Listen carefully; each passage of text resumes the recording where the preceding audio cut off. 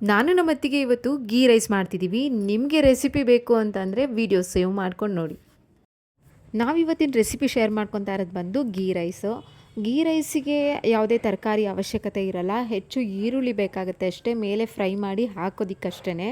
ಹಾಗೆ ಕುರ್ಮಾಗೋಸ್ಕರ ನಾವು ಇದನ್ನು ಫ್ರೈ ಮಾಡ್ಕೊತಾ ಇದ್ವಿ. ಇಲ್ಲಿಗೆ ನಾವು ಏನೇನು ಹಾಕ್ಕೊಂಡಿದ್ದೀವಿ ಅಂತ ಹೇಳೋದಾದರೆ ಈರುಳ್ಳಿ, ಟೊಮ್ಯಾಟೊ,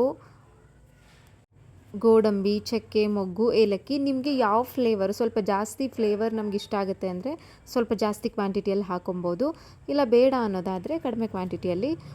ಫ್ಲೇವರ್ಗೋಸ್ಕರ ಏಲಕ್ಕಿ ಜಾಸ್ತಿ ನಮ್ಗೆ ಇಷ್ಟ ಆಗಲ್ಲ, ಸೊ ಜಸ್ಟ್ ಸಿಪ್ಪೆ ಅಷ್ಟೇ ಆ್ಯಡ್ ಮಾಡಿದ್ದೀವಿ.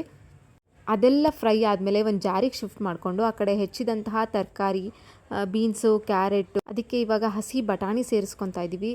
ಅದನ್ನು ಚೆನ್ನಾಗಿ ಫ್ರೈ ಮಾಡ್ಕೋಬೇಕಾಗುತ್ತೆ. ಆ ಟೊಮೊಟೊ ಈರುಳ್ಳಿ ಎಲ್ಲ ಫ್ರೈ ಮಾಡೋದಕ್ಕೂ ನಾವು ತುಪ್ಪನೇ ಯೂಸ್ ಮಾಡೋದ್ರಿಂದ ನಾವು ಅದೇ ಕುಕ್ಕರ್ಗೆ ಸ್ವಲ್ಪ ತುಪ್ಪ ಹಾಕಿ ಕಾಯಕ್ಕೆ ಇಟ್ಕೊಂಡ್ವಿ. ಹಾಗೆ ಜಾರಿಗೆ ಶಿಫ್ಟ್ ಮಾಡಿದಂತಹ ಕುರ್ಮಾಗೆ ಬೇಕಾಗಿರೋ ಮಸಾಲೆನ ನಾವು ರುಬ್ಕೊತಾ ಇದ್ದೀವಿ. ಸ್ವಲ್ಪ ಕೊಬ್ಬರಿ ಅಥವಾ ಕಾಯಿ ಯಾವುದಾದ್ರೂ ಸೇರಿಸ್ಕೊಬೋದು. ಕಾಯಿ ಇರಲಿಲ್ಲ, ಹಾಗಾಗಿ ಕೊಬ್ಬರಿಯನ್ನು ಸೇರಿಸ್ಕೊಂಡು ಚೆನ್ನಾಗಿ ರನ್ ಮಾಡ್ಕೊಬೇಕು. ಗೋಡಂಬಿ ಹಾಕ್ಕೊಂಡಿರೋದ್ರಿಂದ ಕಾಯಿ ಅಷ್ಟು ಅವಶ್ಯಕತೆ ಇಲ್ಲ. ಗೋಡಂಬಿ ಕ್ವಾಂಟಿಟಿ ಬೇಕಿದ್ರೆ ಜಾಸ್ತಿ ಬೇಕಿದ್ರೂ ಹಾಕೋಬೋದು. ಹಾಗೆ ಅದನ್ನು ಲಿಡ್ ಕ್ಲೋಸ್ ಮಾಡಿ ನೆಕ್ಸ್ಟ್ ನಾವು ಈ ಪಾರ್ಟಿಗೆ ಬಂದ್ವಿ, ಲೈಕ್ ಗೀ ರೈಸ್. ಪಾತ್ರೆ ಸ್ವಲ್ಪ ತಳ ಹಿಡಿದ್ಬಿಡ್ತು.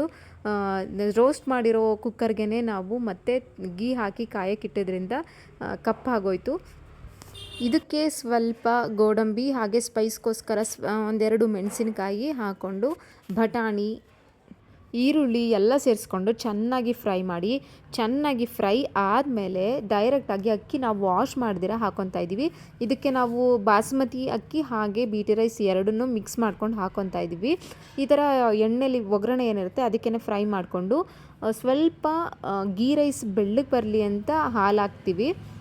ನೋಡಿ ಕಲರ್ ಯಾವ ಥರ ಚೇಂಜ್ ಆಗೋಯ್ತು ಅಂತ. ಆಮೇಲೆ ಯಾವ ಕ್ವಾಂಟಿಟಿಯಲ್ಲಿ ನೀರು ಬೇಕು ಅದನ್ನು ಹಾಕ್ಕೊಂಡು ಉಪ್ಪು ಹಾಕಿ ಸಾಂಬಾರು ಸೊಪ್ಪೆಲ್ಲ, ಈರುಳ್ಳಿನ ಇದು ಲಾಸ್ಟಲ್ಲಿ ಗೀ ರೈಸ್ ಮೇಲೆ ಹಾಕಿ ಮಿಕ್ಸ್ ಮಾಡೋದಕ್ಕಾಗಿ ಚೆನ್ನಾಗಿ ಗೋಲ್ಡನ್ ಬ್ರೌನ್ ಬರೋ ಥರ ಚೆನ್ನಾಗಿ ಫ್ರೈ ಮಾಡ್ಕೊತಾ ಇದ್ವಿ. ನೋಡಿ ನಮ್ಮ ಗೀ ರೈಸ್ ಈ ರೀತಿಯಾಗಿ ರೆಡಿ ಆಯಿತು. ಯಮ್ಮಿಯಾಗಿ ಬಂದಿದೆ ಅಂತಲೇ ಹೇಳ್ಬೋದು. ಏನಾಗುತ್ತೋ, ಜಾಸ್ತಿ ಕ್ವಾಂಟಿಟಿಯಲ್ಲಿ ಮಾಡಿದ್ವಿ ಅಲ್ವಾ, ಸ್ವಲ್ಪ ಭಯ ಇತ್ತು. ಬಟ್ ತುಂಬ ಉದ್ರಾಗಿ ತುಂಬ ಚೆನ್ನಾಗಿ ಮಾಡಿದರು. ಆ್ಯಕ್ಚುಲಿ ನಾನೆಲ್ಲ ಹೆಚ್ಚಿಕೊಟ್ಟಿದ್ದೆ, ನಮ್ಮ ಅತ್ತಿಗೆನೇ ಇದು ಗೀ ರೈಸ್ ಮಾಡಿದ್ದು. ಊರಿಗೆ ಬಂದಾಗ ನಮ್ಮ ಹಸ್ಬೆಂಡ್ಗೆ ಇಷ್ಟ ಅಂತ ಏನೇನಾದರೂ ಅವ್ರು ಕೇಳ್ತಿರ್ತಾರೆ. ಹೀಗೆ ಅವ್ರು ಏನಾದರೂ ವೆರೈಟಿ ಟ್ರೈ ಮಾಡ್ತಾರೆ. ಸಖತ್ತಾಗೆ ಬಂದಿತ್ತು ಅಂತ ಹೇಳ್ಬೋದು. ಇವಾಗ ಫ್ರೈ ಮಾಡಿರುವಂತಹ ಈರುಳ್ಳಿನ ಸ್ವಲ್ಪನೇ ಆ್ಯಡ್ ಮಾಡಿಕೊಂಡು ಕೆಳಗಿಂದನೂ ನೀಟಾಗಿ ಮಿಕ್ಸ್ ಮಾಡ್ಕೊಬೇಕು. ಎಲ್ಲ ಕಡೆ ಈರುಳ್ಳಿ ಫ್ರೈ ಆಗಿರೋವಂಥದ್ದು ಸೇರ್ಕೋಬೇಕು. ಹಾಗೆ ಎಲ್ಲ ನಾವು ರೆಡಿ ಮಾಡಿಕೊಂಡು ಕುರ್ಮಾ ಹಾಗೆ ಗೀ ರೈಸ್ ಎಲ್ಲನೂ ರೆಡಿ ಮಾಡಿಕೊಂಡು ನಮ್ಮ ಸಮ್ಮರ್ ಹಾಲಿಡೇಸ್ನ ಈ ಥರ ನಾವು ಸ್ಪೆಂಡ್ ಮಾಡೋದು. ನಮ್ಮ ಅತ್ತಿಗೆ ಎಲ್ಲರೂ ಬಂದಾಗ ಈ ಥರನೇ ನಾವು ಹಾಲಲ್ಲಿ ಕೂತ್ಕೊಂಡು ಊಟ ಮಾಡೋದು. ಇದೊಂದು ಒಳ್ಳೆ ಈವ್ನಿಂಗ್ ಟೈಮ್ ಅಂತಲೇ ಹೇಳ್ಬೋದು. ಎಲ್ಲರದ್ದು ಊಟ ಆಯಿತು. ಈಗ ನನ್ನ ಮಕ್ಕಳು ಸ್ವಲ್ಪ ಎಂಟರ್ಟೈನ್ ಮಾಡ್ತಿದ್ದಾರೆ ಎಲ್ಲರಿಗೂ. ಇನ್ನು ನನಗೆ ಈ ಅಡುಗೆ ರೆಸಿಪೀಸ್ ಎಲ್ಲ ಶೇರ್ ಮಾಡೋಷ್ಟು ಐಡಿಯಾ ನನಗೆ ಇಲ್ಲ.